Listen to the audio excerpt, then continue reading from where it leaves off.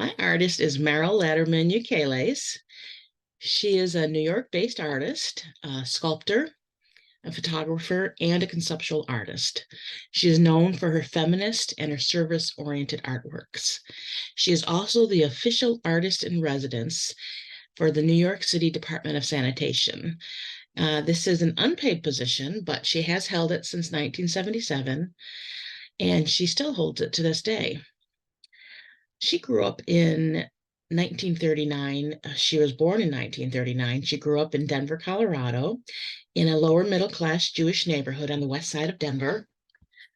She says of growing up in the 50s that it was a really weird time, especially for a woman.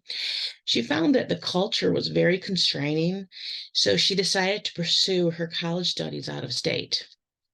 And that led her to New York and Barnard College, where she studied history and international relations. She then went on to study art at the Pratt Institute, where she studied painting and sculpting. She finished her education at the New York University. In 1974, she got her MA in Interrelated Arts. She's had many notable works of art. I have decided to highlight just a few of them. These are some of my favorites.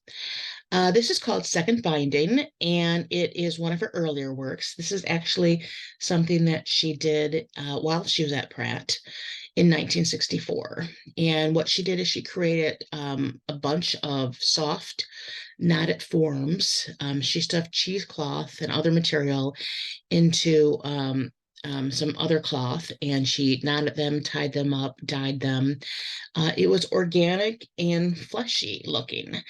So she considered it to be an energy work. The pods she wanted to be considered like energy pods, and the rags that were stuffed were like images of energy captured.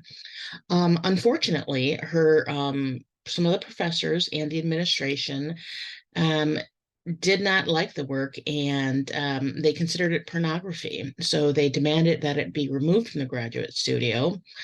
Um, they also said that it was created by an oversexed woman. Unfortunately, this resulted in her favorite professor, Robert Richenberg, who did like the work and he did support her work. He was dismissed because of this. She did not have any repercussions in the sense that she wasn't suspended or dismissed from school herself, but she was made to feel very uncomfortable. So she ended up dropping out in the next term. This is something she's well known for. It is the Maintenance Art Manifesto. It is something she did in 1969, and it was prompted by the birth of her first child. She's kind of looking at the role of the mother versus an artist, and she's questioning why one form of work, which is art, is considered significant and another form without value. The other form would mean maintenance work, domestic work, motherhood, being a wife. She's quoted as saying that I am an artist, I am a wife, I am a mother. I do a hell of a lot of washing, cleaning, cooking, renewing, supporting, preserving, etc. Also, I do art. Now, I will simply do these maintenance everyday things and flush them up to consciousness, exhibit them as art. She says that when she had her first child, that she was very naive and that it instantly made her into a different class of human being, that people stopped asking her questions and they stopped thinking of her as anything other than a mother. She said that she was in crisis because she had worked years to be an artist and she didn't want to be two different people. She didn't want to be a mother and an artist. She wanted to be considered one person. So that's why she made this work. She did decide to dedicate her art to maintenance work, to maintenance, what she calls maintenance art. So this is one of the works that showcased that in 1973 at the Wadsworth Atheneum Museum in Connecticut. She basically did maintenance work. Um, she did it while the museum was open during daylight hours in full view of visitors. And she was bringing attention to custodial work, which she said was important and overlooked. So she was not only working outside the museum and washing the exterior, but she was inside washing marble floors on her hands and knees using soft cloth diapers to do so. This is one that she did. It's called Making a 50-Foot Long Sanitary Napkin for a 100-Year-Old Tree. She did it in 1974 at Vassar. And she based it on the idea that falling leaves are like a menstrual period. When the seeds are gone, the tree kills the leaves because they no longer feed the seeds. She used cheesecloth and cotton. And the concept is that the falling leaves that which were caught on the cloth map time. Touch Sanitation was one of her more well-known performances. And this is something that she did between 1978 and 1980. It took her about 3 years total to do it, and that includes the research and the performance itself. She spent a year and a half researching, and she was speaking with a lot of New York City sanitation workers. At this period of time in New York, they had a fiscal crisis, so they had a lot of layoffs, cutbacks. A lot of the city workers were demoralized.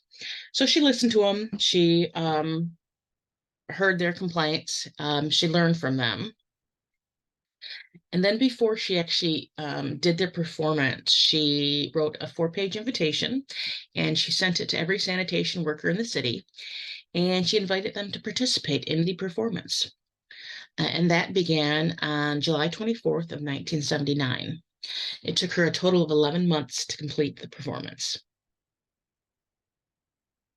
These are some images of the performance. Each day before she went out, the headquarters would send out a telex to all of the sanitation locations in the city, which would state which district section of the city she was going to be in that day so people could track her. She actually went out and did like 8 to 16-hour shifts each day. And she did 10 circling sweeps around the city. And if you look at this previous slide, we'll see the different sweeps that she made.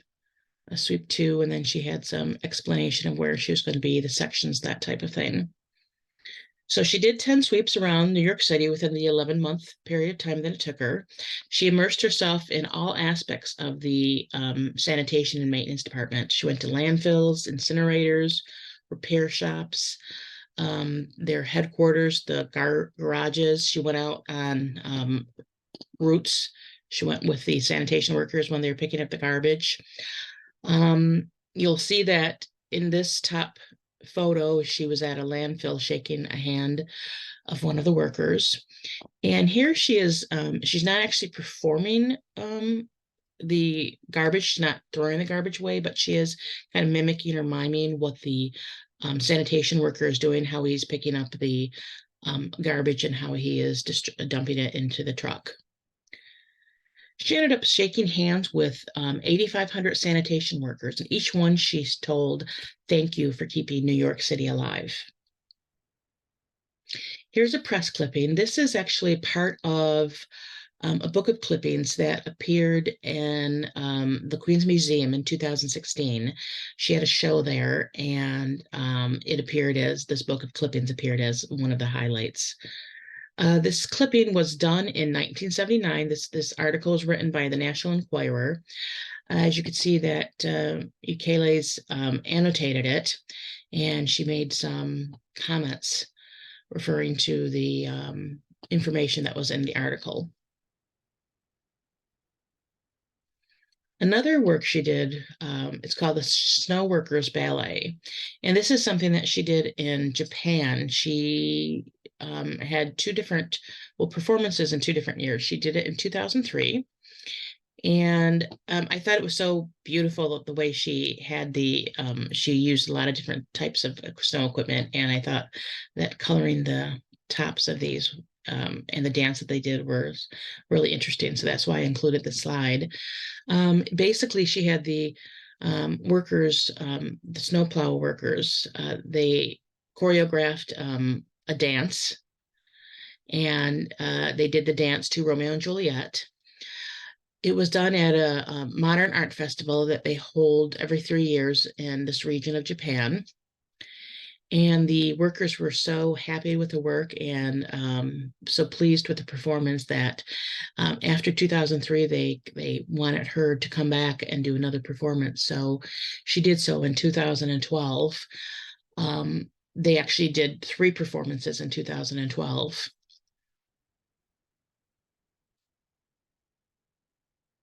This last slide I have, this last slide of one of her performances, um, actually occurred, the performance occurred in 2020. It is called For Forever, and it was a public art installation that was addressing service workers.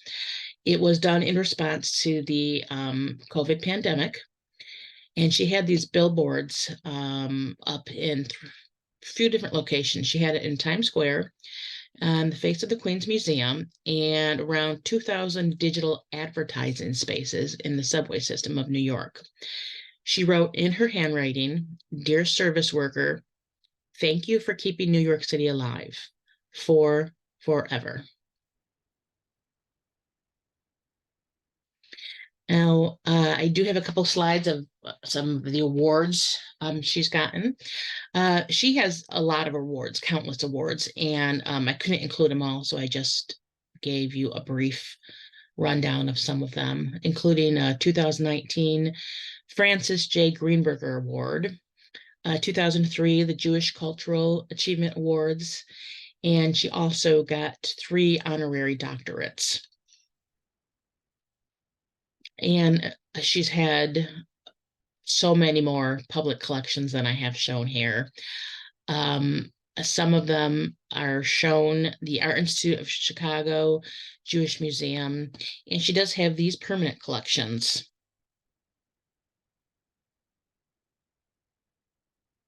These are the many sources that I use to present this artist. So much information out there on her. Everything was fascinating. But I just used these different sources to compile my information. So that's the end of my presentation.